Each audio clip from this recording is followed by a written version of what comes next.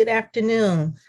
Welcome to a Family Network on Disabilities Help and Support webinar, a discussion about substitute decision making to supported decision making. I'd like to welcome you all here today. It is a pleasure to have you join me for this discussion on help and support for our young people. And so let me start out by introducing myself today. My name is Kipwana Wright. I am POPIN, or Parents Offering Parents Information and Network. I'm their parent trainer, and I am here today under dual hats. First, as a professional working with families with children with disabilities, and second, as a parent of children with disabilities. And so a little bit about my story.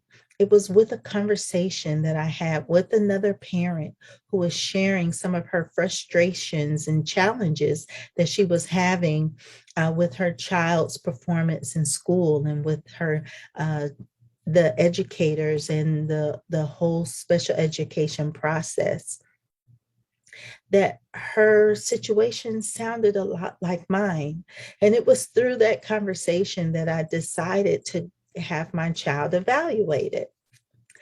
And we were thrust into the special education program or life, having to learn how to navigate special education. It was nothing that I had ever heard of. No one that I had ever known was in special education. And so it wasn't anything that I could call and get any information. I really had to learn by myself about how to navigate the special education process for me and my child. But through that, I was able to learn how to advocate for my daughters and to help them to learn how to advocate for themselves. And so that's why it's important to me that we are here today to share with you this information so that you can also know how to navigate the special education process and help your young people to learn how to advocate for themselves. So a little bit about what FND is. We are a nonprofit organization. We are a 501c3, meaning that we don't work for a local or state federal agency or schools. We are funded in part by the U.S. Department of Education and the U.S. Department of Health. We are a statewide parent training and information center, or a PTI, and the statewide family to family health information center as well. We offer free services because we receive grants and to be able to share information with you.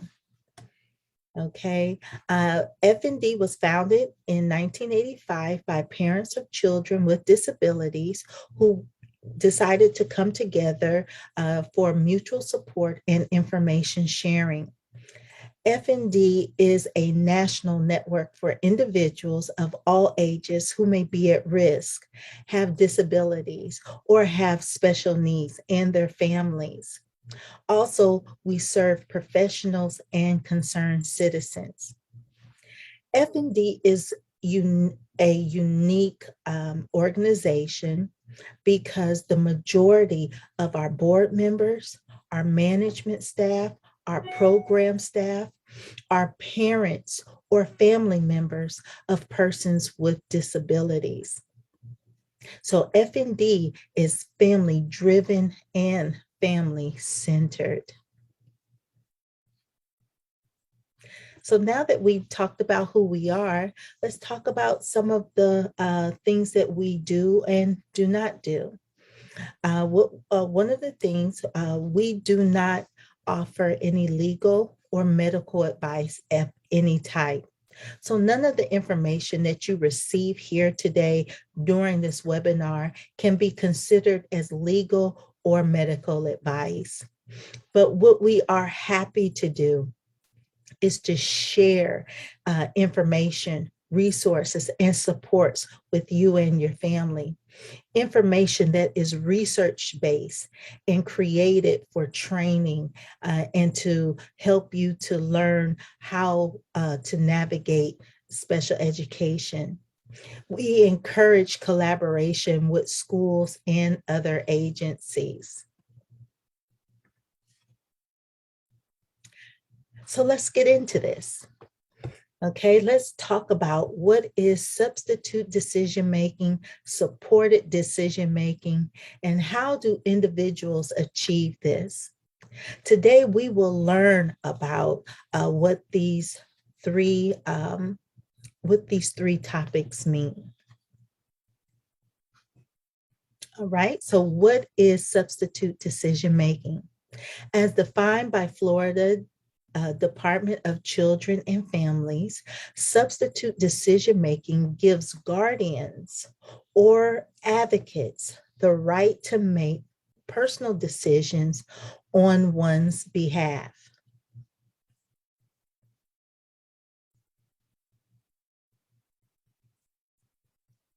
Substitute decision making can be given to family members or a court appointed guardian, someone who has the best interest of the individual in mind.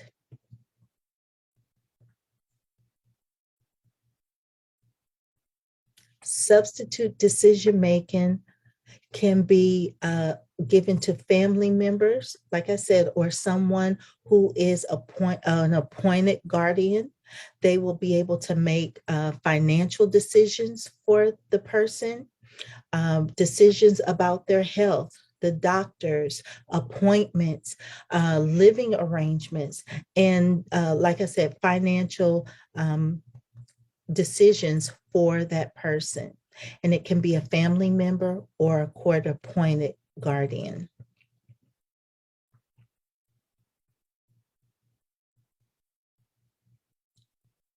Supported decision making gives people with disabilities the help they need to make choices about their own lives. And so these choices could be about where they would like to live, what they would like to do during the day, what organizations, social organizations that they would like to join, or community organizations, how to spend money, or when to see a doctor.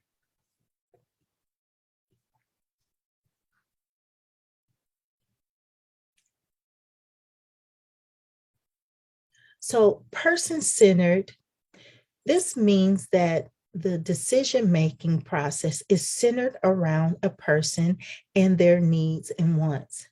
It is important to keep this in mind. Again, so person-centered, the person might decide they want to live in this apartment, or they want to be able to live in this neighborhood close to stores or along public transportation. They make the decision. So it is centered around what that person wants to do. Okay. Now, provide supports means that this does not mean that the person needs supports in all areas. A person may do fine in one area, such as taking public transportation or living independently, but then the person might need some extra support with managing their finances. A person leads the decision-making process. The main part of the supported decision-making process is to allow the person's thoughts, ideas, and views to be heard. It is to encourage the individual to take part, take the lead of the conversation about what they want and do not want. It allows them to discuss their likes and dislikes, strengths, weaknesses, goals, desires. It is found that people who are in control of their lives have a better quality of life. And so studies have shown that self-determination, people who have self-determination have a better quality of life.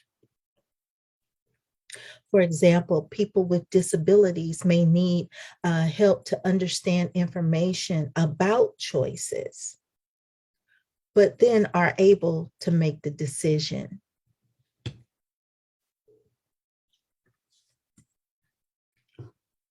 So the kinds of supports. There are financial advice, medical advice, employment, independent living advice, school-related advice, and personal care advice. These things are very important, even as we are helping our students begin to transition into young adult independent living or young adult life. One thing about school-related advice, to make sure that to help the student to be able to ask questions and tell the school what types of supports that they need. And so these are those places where the student really begins to take the lead and take charge in the supports that they need.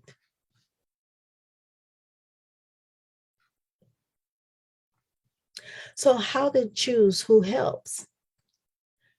The person with disability chooses the person that helps with the decisions. This is what is called supported decision making. It would be best for them to consider someone who is close to them. It might not always be their parents.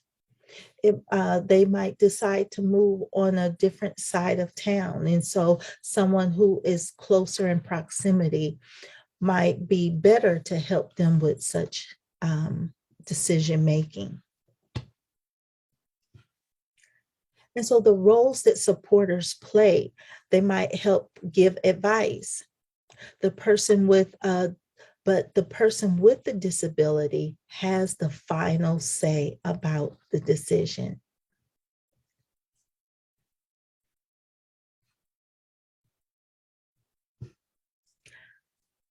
Supported decision-making in schools, self-determination, communication skills, and post-school outcomes. With supported decision-making, the supporter gives advice, but again, the person with the disability makes the final decision. Again, they might decide which school to go to. They might decide, what technology and supports that they need.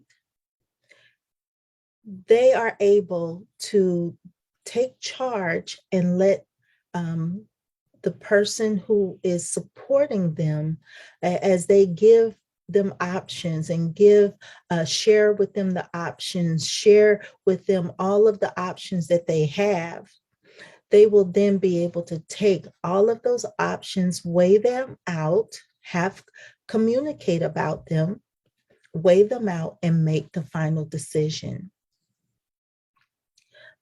But to have the self-determination to be able to learn to speak up for themselves, to learn what their goals are, where they want to be, what types of things that they would like to participate in as they want to grow. And so they might have the support of someone giving them advice, but again, the person, the person-centered. They are the ones making the final decisions.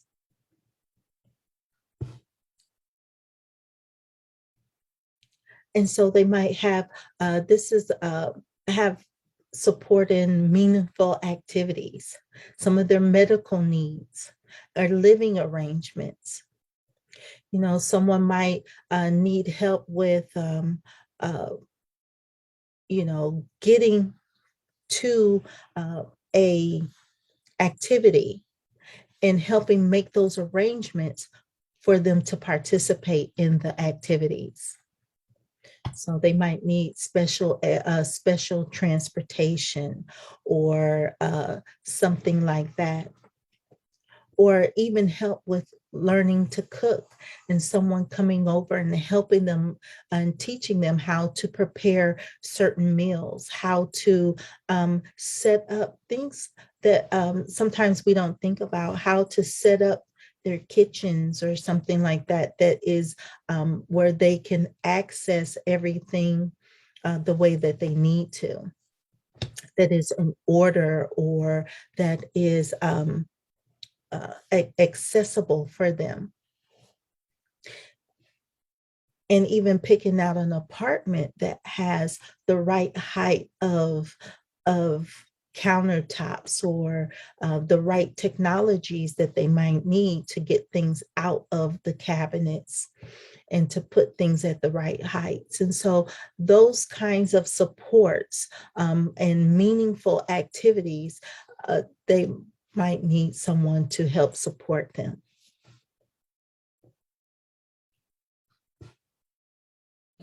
So how can families help? Start early. Let this be a conversation that you decide to have early on, maybe starting, I think in Florida, they start at 12 or 14, at 14 years old now, helping them to begin to transition, to talk about what's next, help them to build their IEP, where the person with the disability is taking charge of the IEP process. They are leading the IEP process with what to talk about, what fits them, where they want to go, what are their goals and outcomes, what do they feel they need help with, and how they feel that they can be supported. Allow your youth to make decisions. It's easier for them to make mistakes in a controlled situation versus being on their own and making mistakes that might cost them. So allow them to decide what we're eating tonight. May they decide what restaurant we're going to tonight. Pick out something that they can lead and start helping them to feel comfortable with making decisions. Talk about goals. Where would they like to be? What would they like to do?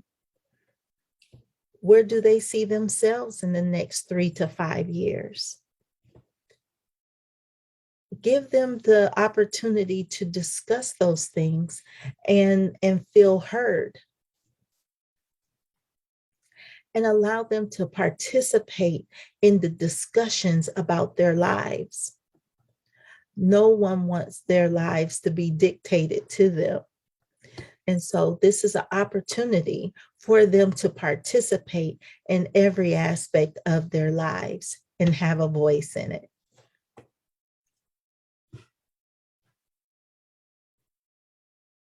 And so how can we help them to have a voice or get their voices back?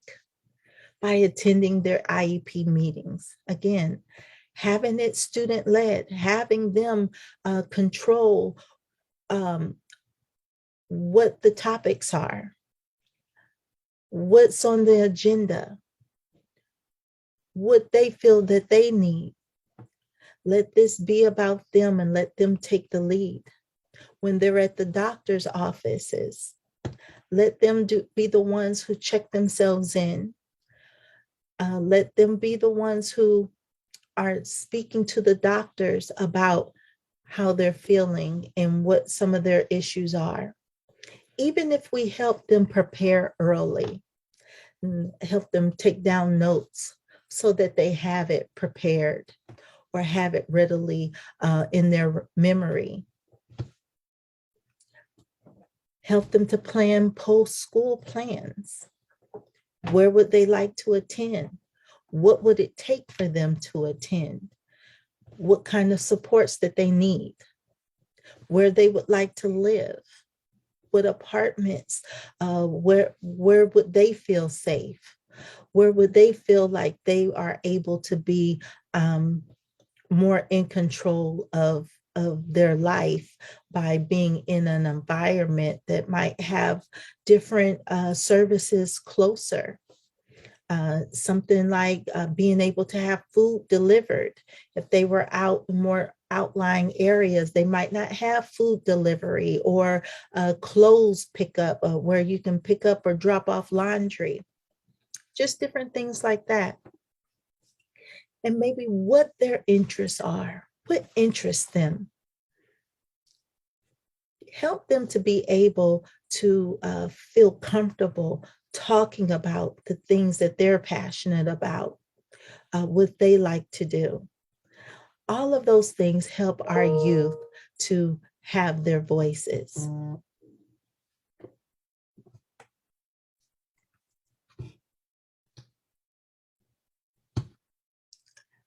And so here's a slide telling you about FND, Family Network on Disabilities. And we have our 4 PTIs. The first one is Poppin, which is in North Florida. We serve the northern counties in Florida. PSN serves the central and southwest counties of Florida. And PEN covers central and southeast Florida.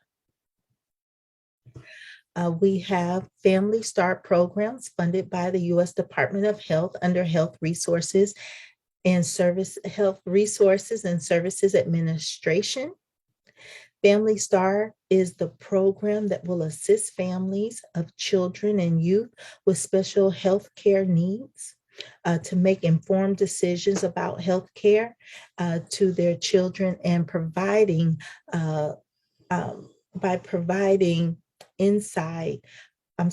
providing different supports and technologies.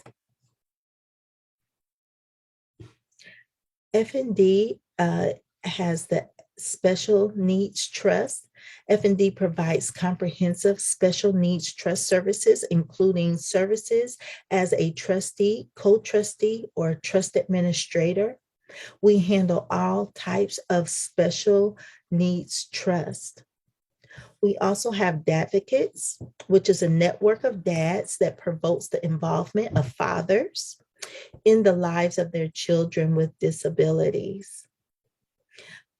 This is a program that is intended to help provide father-to-father supports throughout Florida. We can provide your group of fathers with specific workshop topics, or you can just meet for father-to-father networking, community outings, information and resource sharing, or help with personal coping and have a sense of unity. Lastly, this is a slide showing where you can get our ESE downloadable resources by going to the website at www.fndusa.org. Just click on ESE downloadable resources, and there you can find a plethora of information and tip sheets that you can print out, share, take for yourself, study, read over, and it will help you have the information that you need. Also, you can join us at FND University, which is a non-accredited online system specifically designed to help parents and professionals learn more about special education at your own pace. And you can find that one at fndusa.org/FND University. So I would like to thank you today for joining me here for this webinar about helps and supports. I hope you were able to find some of the information useful, and we'd like for you to join us here again. If you need to contact, our numbers are here on the screen, and you can email us at fnd@fndusa.org or click on our website. So thank you so much for joining me here today. It has been a pleasure to share this information with you. Have a great day.